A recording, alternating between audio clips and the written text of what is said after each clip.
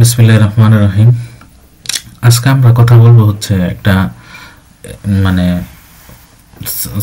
Sentence নিয়ে যেগুলি আমরা দেখি যে এস দিয়ে শুরু হয়, যেমন এস রেগনেট, এস টুট মি আ লাইট, এস স্টিমড। হ্যাঁ, এই এস নিয়ে আসলে আমরা যে জানি যে সেন্টেন্সের প্রত্যেকটা সেন্টেন্সের সাবজেক্ট থাকতে হবে, সাবজেক্ট ছাড়া কোনো সেন্টেন্স হবে না, এটা যেমন সত্য। তাহলে আমরা যে বলি, আমরা যে শিখছি ধরেন A1 লেভেলে, বা আমরা যখন জার্মান কোর্স করি, বা আমরা দৈনন্দিন জীবনে জিজ্ঞেস করি ভি গেট এস টিয়া, এই যে বলি S get me a good, S get me a good, এখানে এস মানে তো আমরা শিখছি এস মানে হচ্ছে বস্তু বা ইট, ইংলিশে যেটাকে ইট বলে। তাহলে এটার সাথে এটা মিনিংফুল কিভাবে হয়, এরকম প্রশ্ন জাগে না মনে মাঝে মাঝে, যে এটা মিনিংফুল কিভাবে হয়। হ্যাঁ, যে এস এর যে আবার বলতেছে এস টুট মি আ লাইট, হ্যাঁ, এই এসটা আসলে কি? হ্যাঁ, এই এসটা আসলে ডামি। হ্যাঁ, ডামি, এটা হলো নকল সাবজেক্ট। মানে হ্যাঁ হইলো, মনে করেন যেটার সাবজেক্ট নাই, হ্যাঁ হইলো আয়া উপকার করে, এমন ডামি সাবজেক্ট। আমরা যে ডামি নির্বাচন শুনছি না, এটা মনে করেন যে ডামি সাবজেক্ট এস। হ্যাঁ, তো এ হচ্ছে হেল্প করে, সেন্টেন্স বানানোর জন্য হেল্প করে। যেমন অনেক ধরনের যে কোনো সেন্টেন্সে যদি নির্দিষ্ট কোনো সাবজেক্ট না থাকে, তখন এই ধরনের সেন্টেন্সকে লেখার জন্য অটোমেটিকলি এস ব্যবহার হয়। কিন্তু আমাদের এটা হচ্ছে দৈনন্দিন জীবনে আমরা যখন জার্মান ল্যাঙ্গুয়েজ শিখি বা জার্মান ল্যাঙ্গুয়েজ প্র্যাকটিস করি, তখন এটা অটোমেটিক্যালি চলে আসে শুনতে শুনতে, লিখতে লিখতে।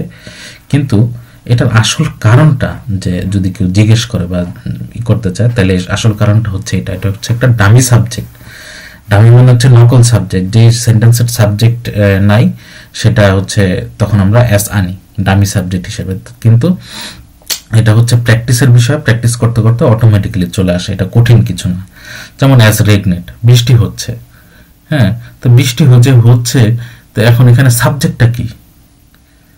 হ্যাঁ, এখানে তো আমি তুমি কেউ কোনো কিছু নাই, বৃষ্টি হচ্ছে, তখন আমরা একটা ডামি সাবজেক্ট আনি অ্যাজ রেগনেট, অ্যাশ নাইট, তুষার পড়ছে, অ্যাস ইস্ট খাল্ড, এখন অনেক মানে ঠান্ডা লাগছে।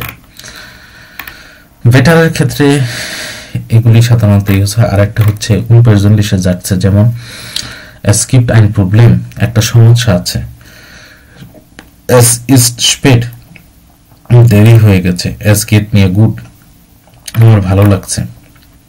এটাকে আসলে প্লাটস হাল্টার বলে, বা প্লাটস ডয়েচে বলে এটাকে প্লাটস হাল্টার। যেমন es ist wichtig Deutsch zu lernen, এটা ইম্পর্টেন্ট। হ্যাঁ, এটা অনেক ইম্পর্টেন্ট জার্মান শিক্ষা। রেডিভেন্ডুমের ক্ষেত্রেও ইউজ হয়, যেগুলি ফিক্সড। হ্যাঁ, যেমন এটা অটোমেটিক্যালি আসছে ভি গেট এস টিয়া, as get me a good. হ্যাঁ, এস টুট মি আ লাইট, এস স্টিমড। হ্যাঁ, এটা অটোমেটিক্যালি হচ্ছে রেডিভেন্ডুমের মাধ্যমে চলে আসছে। তো এই জিনিসগুলো যদি আমরা প্র্যাকটিস করি, হ্যাঁ, এবং মনে রাখি, তাহলে আমরা আশা করি ফিউচারে কখনো মনে প্রশ্ন আসবে না যে আসলে তাহলে এসটা কি, মানে এস এর ইউজটা কি। যে এই যে আবার লিখলাম যে এস ইস স্পেট, এস ইস ডুঙ্কেল। হ্যাঁ, আশা করি এটা যদি প্র্যাকটিস করেন এবং বুঝেন, তাহলে হচ্ছে এস নিয়ে আর কখনো ফিউচারে কোনোদিন কোনো প্রবলেম হবে না। আর যদি কোনো প্রশ্ন থাকে, তাহলে কমেন্ট বক্সে প্রশ্ন করবেন।